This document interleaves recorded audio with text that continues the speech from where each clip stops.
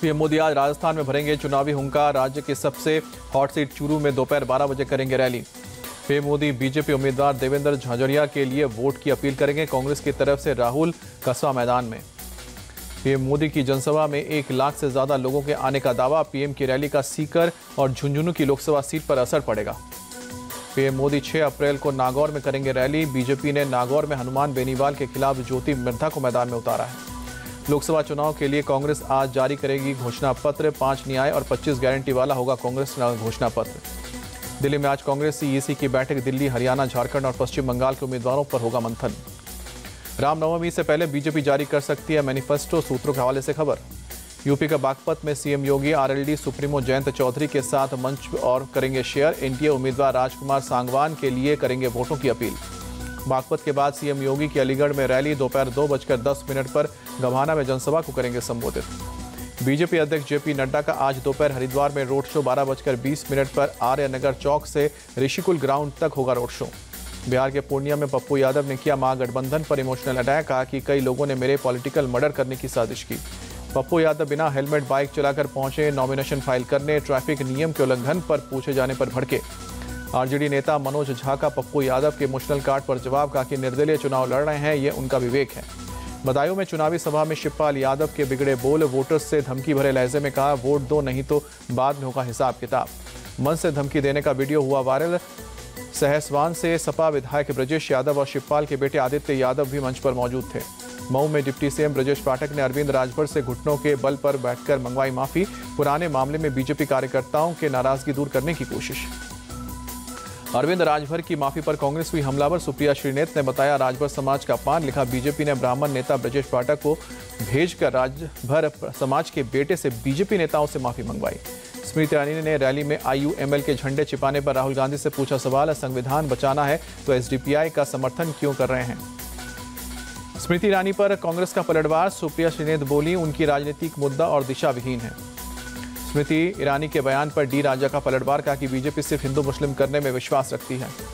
कांग्रेस से इस्तीफे के बाद संजय निरुपम का ऐलान। निर्दलीय नहीं लड़ेंगे चुनाव। महायुति के शिवसेना या फिर बीजेपी में शामिल हो सकते हैं।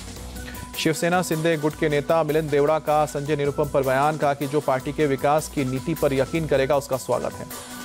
सीएम शिंदे के बेटे और सांसद श्रीकांत शिंदे ने कहा कि संजय निरुपम को पार्टी में शामिल करने पर सीएम शिंदे ही फैसला करेंगे और जो भी होगा उचित समय पर होगा। छपरा के परसा में रोहिणी आचार्य ने चुनाव प्रचार के दौरान किया रोड शो। पूर्व मुख्यमंत्री दारोगा राय की मूर्ति पर माल्यार्पण कर आशीर्वाद लिया। एमपी के शिवपुरी में केंद्रीय मंत्री ज्योतिरादित्य सिंधिया की बूथ कार्यकर्ताओं के साथ मीटिंग। चुनाव को लेकर चर्चा की। मथुरा में नामांकन के बाद हेमा मालिनी ने जनसभा को संबोधित किया। मथुरा के विकास कार्यों की चर्चा। लोगों से तीसरी बार समर्थन देने की मांग की। एमपी के दमोह में सीएम मोहन यादव ने किया रोड शो। दमोह से बीजेपी कैंडिडेट राहुल लोधी के लिए मांगे वोट। जयंत चौधरी के बीजेपी से गठबंधन पर बोले किसान नेता राकेश टिकैत। कहा कि वो राजनीतिक आदमी है। राजनीतिक आदमी जहां फायदा होगा वहां जाएगा। राकेश टिकैत ने बीजेपी के 400 पार पर कसा तंज। कहा कि जब 400 पार जा रहे हैं तो फिर चुनाव के क्यों करवा रहे हैं। जनता का पैसा क्यों खर्च कर रहे हैं। रिन्यूअल करा लें। आम आदमी पार्टी संजय सिंह आज सुबह 10 बजे करेंगे बड़ा खुलासा। आम आदमी पार्टी ने ट्वीट करके जानकारी दी। संजय सिंह ने गुरुवार को राजघाट पर महात्मा गांधी की समाधि के सामने कीर्तन किया। हनुमान मंदिर में जाकर माथा भी टेका। केजरीवाल का मैसेज लेकर फिर आई पत्नी सुनीता। कहा कि सीएम का निर्देश, विधायक अपने इलाकों में जाकर लोगों की समस्याएं सुने। मैसेज पढ़ने के दौरान सुनीता केजरीवाल का बैकग्राउंड बदला गया। शहीद भगत सिंह और बाबा साहब अम्बेडकर के बीच केजरीवाल की सलाखों में क्या तस्वीर नजर आई। शहीद भगत सिंह के पोते यादविंद्र सिंह की आम आदमी पार्टी को नसीहत। कहा कि शहीद आजम से अरविंद केजरीवाल की तुलना करना गलत। कानपुर में पुलिस की कार्यशैली से नाराज नजर आए सपा विधायक इरफान सोलंकी। पुलिस पर गंभीर आरोप लगाते हुए पूछा, क्या मेरा भी एनकाउंटर कराना चाहते हैं। इरफान सोलंकी का बयान। पूछा, मेरी न्यायालय में पेशी होने थी, पुलिस लाइन में क्यों रखा गया मुझे। क्या मुझे भी हार्ट अटैक आने वाला है। बीआरएस नेता की कविता की अंतरिम जमानत पर सोमवार को आएगा फैसला। राउज एवेन्यू कोर्ट में वकील ने दिया बेटी की परीक्षा का हवाला। गाजियाबाद के लाल कुआं इंडस्ट्रियल एरिया में एक फैक्ट्री में लगी भीषण आग। दूर दूर तक दिखी आग की लपटें। जयपुर में सब इंस्पेक्टर परीक्षा पेपर लीक के मामले में 11 ट्रेनी और एक कांस्टेबल को 4 दिन की रिमांड पर भेजा गया। पंजाब के अमृतसर में दिल दहलाने वाली वारदात। नशे में धुत शख्स ने धारदार हथियार से की मां, भाभी और 2 साल के मासूम भतीजे की हत्या। तमिलनाडु के तिरुनावेल्ली में आईटी की रेड। डीएमके नेता और अविदेप्पन के आवास पर छापेमारी की।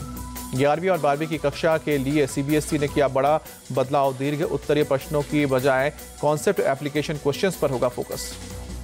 रूसी राष्ट्रपति पुतिन ने कॉन्सर्ट हॉल अटैक के मामले में इस्लामिक कट्टरपंथियों को दी क्लीन चिट। कहा कि रूस इस्लामिक कट्टरपंथियों का टारगेट नहीं है। राष्ट्रपति पुतिन के मुताबिक कॉन्सर्ट हॉल पर हमला रूस की अखंडता को कमजोर करने के लिए किया गया था। इसके अलावा इस हमले का कोई और उद्देश्य नजर नहीं आता। गाजा पर जारी इजरायली हमले में मरने वालों की तादाद 33,000 के पार पहुंची। पिछले 24 घंटे में 59 फिलिस्तीनियों की मौत हुई है। इजरायली सेना गाजा में वर्ल्ड सेंट्रल किचन पर हुए हमले की करवा रही है जांच। सेना प्रवक्ता ने कहा जल्द ही सामने आएगी रिपोर्ट। IPL में आज सनराइजर्स हैदराबाद और चेन्नई सुपर किंग्स होंगे आमने सामने। हैदराबाद में होगा मुकाबला। शाम को 7:30 बजे शुरू होगा मैच। पंजाब ने IPL सीजन 17 का सबसे बड़ा स्कोर चेस किया। बेहद रोमांचक मुकाबले में गुजरात टाइटंस को 3 विकेट से हराया। गुजरात टाइटंस ने पहले बल्लेबाजी करते हुए PBKS के सामने 200 रनों का लक्ष्य रखा। पंजाब ने एक गेंद बाकी रहते टारगेट हासिल किया। IPL के पहले 10 मैच ने तोड़े सभी सीजन के रिकॉर्ड। 35 करोड़ दर्शकों ने टीवी पर देखा लाइव टेलीकास्ट।